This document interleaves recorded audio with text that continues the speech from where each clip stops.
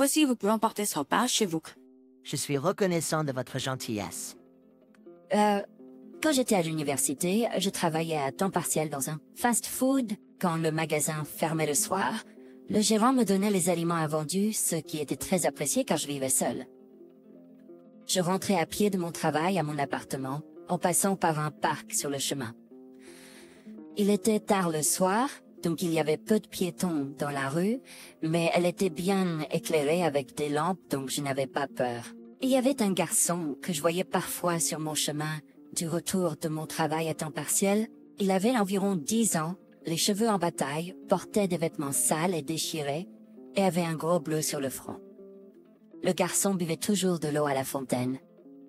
Je le regardais toujours, perplexe de voir comment un élève de primaire pouvait être seul à cette heure de la journée. C'est vrai. Je me demandais si ses parents n'étaient pas à la maison, ou si ses parents étaient du genre à ne rien dire quand leurs enfants sortaient tard le soir. Une nuit, j'ai vu le garçon fouiller dans une poubelle. Je lui ai parlé. « Hé, as-tu faim? » Le garçon me regarda, resta silencieux, et hocha la tête. « Alors veux-tu manger ce repas? » Je lui tendis le sac en papier que j'avais dans la main. Je travaille dans un fast-food. C'était invendu, donc tu peux le prendre. Je l'avais pris pour mon dîner, je peux en acheter un peu plus tard au magasin. Avec cela en tête, je tendis le sac au garçon. Le garçon dit, et s'assit sur le banc pour commencer à manger. Je m'assis à côté de lui et le regardais manger. Le garçon dévorait joyeusement son repas avec sa grande bouche. « Ta maison est près d'ici? » Le garçon répondit. « Y a-t-il quelqu'un à la maison en ce moment? » Je vois. Quand je lui ai demandé plus de détails, j'ai appris que le garçon vivait avec sa mère et que son père était décédé quand il était très jeune. Sa mère était récemment tombée malade et ne pouvait pas travailler, et il y avait peu d'argent dans la maison. C'est pourquoi il n'était pas en mesure de manger un repas complet. Il venait dans ce parc pour boire de l'eau chaque fois qu'il y avait une pénurie. Il était inquiet pour la facture d'eau. Si tu continues à boire de l'eau, tu auras mal au ventre. J'ai compris. À partir de demain, je vais apporter de la nourriture pour toi et ta mère. Le garçon a applaudi joyeusement. Après cela, je l'ai ramené chez lui. La maison du garçon était un appartement délabré qui semblait vieux de plusieurs décennies. Eh bien, je vais vous apporter de la nourriture à partir de demain. J'ai promis au garçon et nous nous sommes séparés. Le lendemain, je suis allée chez le garçon en rentrant de mon travail à temps partiel, comme promis, et je lui ai apporté un repas. Sa mère est également sortie pour me saluer. Mon fils me trouve pas d'eau. Je vois aussi de votre préoccupation. Je sais que c'est pas grand-chose, mais entrez et prenez un verre. Avec cela, je suis entrée à la maison. Dans la pièce trouvait le garçon d'hier. La dame est là. La mère a appelé le garçon Benoît. Puis elle m'a demandé mon nom. Quel est votre nom? Mon nom est Antoine. J'ai répondu. Antoine, quel joli nom. Elle m'a souri. Son nom était Zoé. Elle semblait aller mieux que d'habitude aujourd'hui. Elle a dit que Benoît n'avait pas d'amis et n'allait pas beaucoup à l'école. À partir de ce moment-là, j'ai livré des repas à la maison de Benoît tous les jours. Même lorsque j'avais une journée de libre de mon travail à temps partiel, j'y allais pour récupérer les restes. J'ai également aidé Benoît avec ses devoirs. Lorsque Zoé était malade, je l'ai aidé avec la vaisselle, la lessive et le ménage. Je vous suis reconnaissante pour tout ce que vous faites pour moi. Zoé était toujours si reconnaissante pour tout ce que je faisais. Ne vous en faites pas. J'aime être avec Benoît car c'est comme avoir un petit frère. Je suis fils unique. Il s'est vraiment attaché à moi, comme s'il était ma petite sœur, et il me parlait souvent des choses qui se passaient à l'école. Et parlait de ses problèmes pour se faire des amis. Peu importe quoi, souriez simplement lorsque vous saluez quelqu'un et parlez avec eux. Lorsque je lui ai recommandé de le faire, il semblait avoir fait des amis et il n'a plus manqué l'école après cela. Une année a passé en un clin d'œil de rat, j'ai obtenu mon diplôme universitaire et j'ai commencé à travailler. La société pour laquelle je travaillais était loin de mon domicile actuel, donc j'ai dû déménager. Je suis allée chez Zoé et Benoît pour leur dire au revoir. Antoine, je te suis vraiment reconnaissante pour toute l'aide que tu m'as apportée chaque jour. Elle s'est excusée de ne pas pouvoir me remercier suffisamment. Elle avait les larmes aux yeux. À ce moment-là, la maladie de Zoé s'était rétablie et elle pouvait travailler. Donc je me sentais un peu soulagée. Tiens, Benoît, tu devrais aussi la remercier. Benoît est resté recroquevillé au fond de la pièce. Il ne sortait pas vers nous. Je pouvais seulement l'entendre pleurer. Je suis allée vers lui ai tapé la tête et lui ai dit au revoir. Benoît, merci pour tout. Nous jouerons à nouveau un jour. J'ai démissionné de mon travail à temps partiel au restaurant rapide et j'ai dit au revoir à Zoé et Benoît. Ensuite, j'ai déménagé dans une ville près du bureau. Après cela, j'étais trop occupée par le travail pour les revoir. 13 ans s'étaient écoulés depuis et j'avais maintenant 35 ans. Arrêtez, Mike, Misa. Mon mari m'a toujours blâmé, affirmant que c'était de ma faute si nous ne pouvions pas avoir d'enfants. Mon mari avait changé depuis que la société a fait faillite et qu'il a perdu son emploi. Il devenait violent quand il buvait de l'alcool.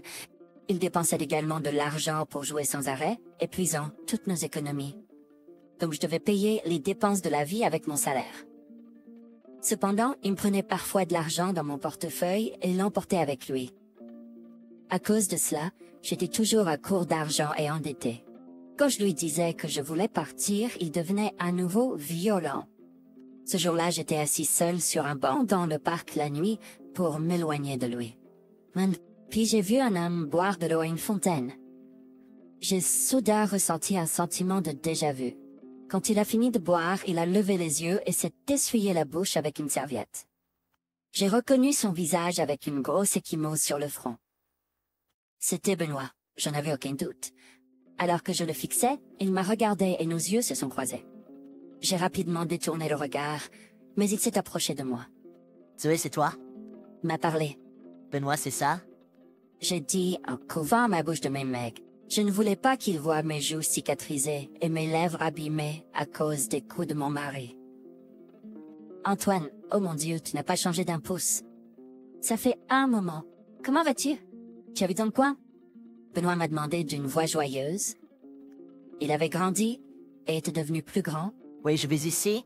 Il m'a dit qu'il faisait son jogging. Zoé est avec toi? Je vois. Je me promenais simplement un soir. Je lui ai menti. Mais Benjamin a soudainement attrapé mon poignet, a écarté ma main de mon visage et a demandé « Qui t'a fait ça ?» Je n'avais pas le choix que de lui dire. Depuis lors, Benjamin a travaillé dur tout en obtenant une bourse et est maintenant avocat. C'est grâce à toi que j'ai pu manger, bien manger, grandir en bonne santé et aller à l'école. Et je suis devenue avocate, car je voulais être quelqu'un comme toi qui peut aider les gens dans le besoin. C'est pourquoi je veux te rendre l'appareil. Benjamin m'a laissé rester dans son appartement cette nuit-là. Parce que si je rentrais chez moi, mon mari me battrait à nouveau. Benjamin vivait seul. Il semblait toujours être célibataire. Allez, tu me traites comme un enfant. Merci. Au fait, Benoît, tu as bien grandi. Tu fais du sport? Même si je lui ai dit que je pouvais dormir sur le canapé, Benoît a dormi dessus cette nuit-là. J'ai dormi dans le lit de Benoît. Le lendemain, je suis allée au bureau de la ville pour obtenir un formulaire de divorce. J'en ai rempli la moitié et je l'ai donné à mon mari.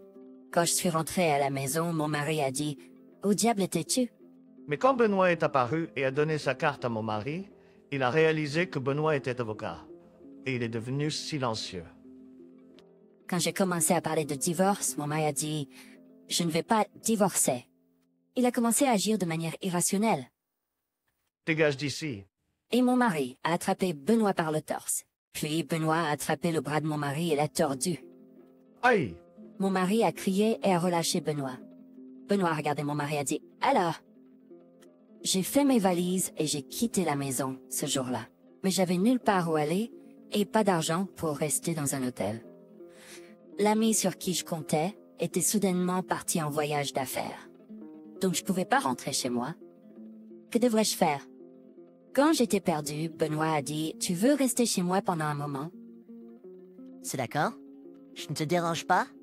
Quand j'ai dit ça, Benoît a rougi pour une raison quelconque.